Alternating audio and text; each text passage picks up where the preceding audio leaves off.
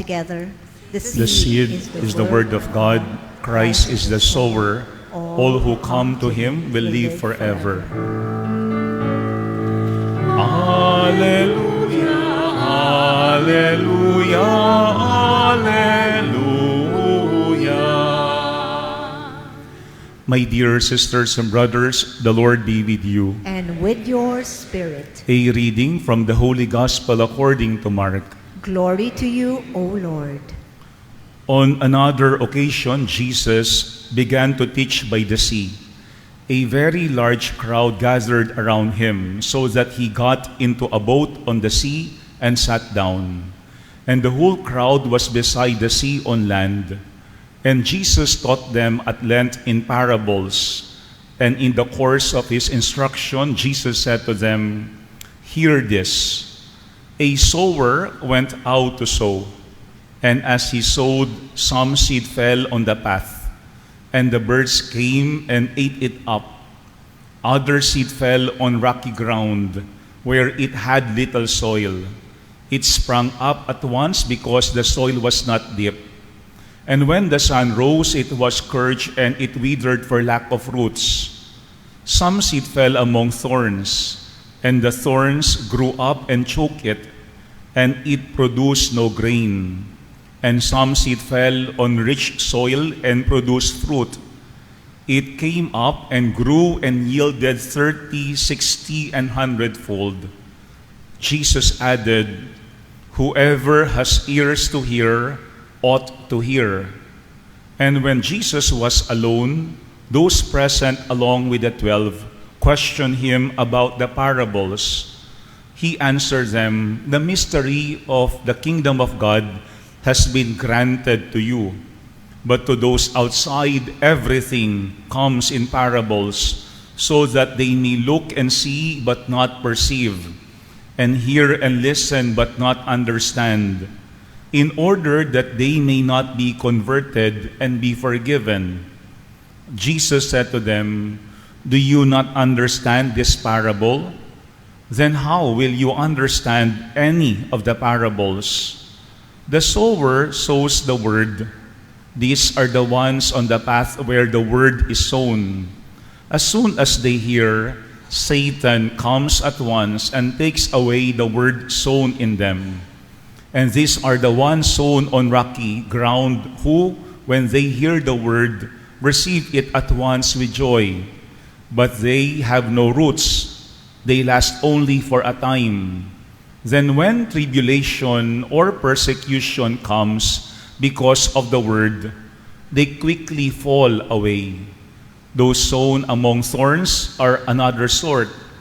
They are the people who hear the word, but worldly anxiety, the lure of riches, and the craving for other things intrude and choke the word, and it bears no fruit. But those sown on rich soil are the ones who hear the word and accept it, and bear fruit 30 and 60 and 100-fold. My dear friends, the gospel of the Lord. Praise to you, Lord Jesus Christ. Please be seated for a while. Again, my dear sisters and brothers, good afternoon. I remember the first gift that I received when I was a high school seminarian was a stampita, a prayer card with the picture of the young Jesus as the Good Shepherd. And in that prayer card, it was written, "What you are is God's gift to you, and what you make of yourself is your gift to God." What you are is God's gift to you, and what you make of yourself is your gift to God. I think that is also what we could see today in our gospel. Yung ating gospel today is very familiar to all of us. The parable of the different soils. In fact, at the end of our gospel, Jesus clearly explained to his own disciples the meaning of this parable. But when we look at this gospel parable, there are two important things that we have to remember. that of course God is the sower. And as a sower, God is not wasting seeds.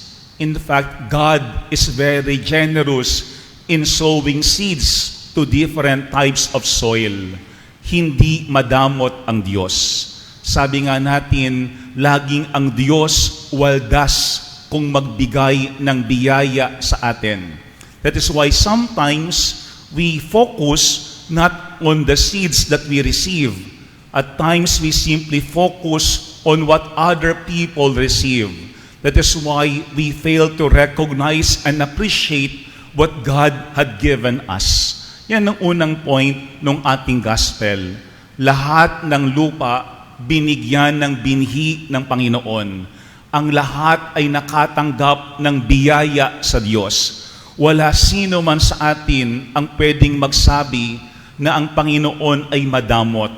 Kasi ang sabi ko nga, ang Panginoon waldas kung magbigay ng biyaya sa lahat ng tao to different types of soil, even if we know deep in our hearts that we are undeserving. Sapagkat alam din natin maraming pagkakataon tayo ay hindi nagiging maayos na lupa. Kaya nga ito yung unang punto ng ating ebanghelyo sa ngayon. Always be grateful to God because God is always generous to each one of us. That is why each person receives seeds coming from God. Each one of us is receiving blessings out of God's goodness and love. But second, when we look at our gospel, even if God is very generous to all the different types of soil, God expects something also from us. And what is that? Not only to receive the seeds, but also to bear fruit. Pero hindi lang simply to be fruitful, but for us also to thrive. Pag sinabi nating thrive, yung tayo ay maging sagana. Hindi lang basta mamunga. No, because when you look at our gospel, Jesus also said, whoever has ears to hear ought to hear. As if He was telling everyone, pay attention to what I am saying you. Listen attentively to this gospel. Kaya nga in our gospel, ano ang sabi diyan ni Jesus sa kanyang mga alagad? Do you not understand this parable? Then how will you understand any of the parables? Kasi kapag yung mga alagad mismo ay hindi nagkikinig maigi kay Jesus, paano nila maiintindihan at mauunawaan yung paliwanag mismo ni Kristo? Because sometimes I think, maaari yung ating feeling is that it is enough that we are doing something. It is enough that we are helping someone. It is enough that we are hearing or listening. Pero ano ang sinasabi ng ating gospel today? At the end, yung good seed na napunta mismo sa good soil, ang sabi dito, bear fruit 30, 60, and 100-fold. Naging sagana yung bunga ng binhi sa maayos na lupa. God is very generous in sowing seeds to each one of us. But at the same time, we also are very responsible in bearing much fruit in our lives. Dapat tayo mismo maging maayos, maging mabunga sa ating paggamit ng mga bagay na ipinagkatiwala ng Panginoon sa atin. And we can say that our life is fruitful if our life is not only being used for ourselves. Kapag ating ginagamit yung ating buhay patungo sa ating kapwa para tayo ay makatulong at makapaglingkod sa bawat isa. Because at the end of our lives, we will be remembered not on what we had kept for ourselves. Hindi ano yung ating mga naitago sa ating mga sarili, kung hindi what we had given, what we had shared to other people. Doon tayo maalaala ng ating pamilya, doon tayo maalaala ng ating kapwa, doon talaga magiging mabunga yung ating buhay. Kung paano natin ginamit ng maayos ng tama, anumang binhi ang ipinunla ng Panginoon sa atin. Kaya nga merong magandang sinabi sa Saint Maximilian Kolbe, Alam natin na He is not only a priest, but also a martyr of charity. Ano ang sabi ni Saint Maximilian Kolbe? Love can do more. Love can do more. The greatest poison in our society is indifference. Love can do more. The greatest poison in our society is indifference. Yung bang wala lang. Yung bang tumatanggap tayo ng biyaya mula sa Panginoon araw-araw na napakarami, pero wala lang. Ating hindi ginagamit ng maayos, ating hindi pinamumunga ng sagana, at ito'y ating hindi ginagamit ng tama. I remember when we were in the high school seminary, merong pang Spanish during that time sa aming klase. And every time na meron kaming Spanish class, yung aming teacher was very upset sa aming klase. No, bakit? Kasi ang sabi niya sa amin, bakit kayo basta makapagpasa lamang ng project, basta makagawa lamang ng assignment, basta makapasa lamang sa exams. Ang sabi niya sa amin, wag dapat ganoon ang inyong thinking. You should always give your very best. Because ang pinakamahalaga is no other than excellence. Dapat kung meron kayong gagawin, gawin nyo ng mahusay. Hindi ko yun ang paalaala sa atin. When we look at our gospel, we are invited not only to bear fruit, but to bear much fruit, to thrive in our lives. Yung tayo ay maging sagana at matagumpay, pero hindi para sa ating mga sarili, kung hindi para sa iba, para maging makabuluhan din yung ating buhay. Two things that we have to remember when we look at today's gospel.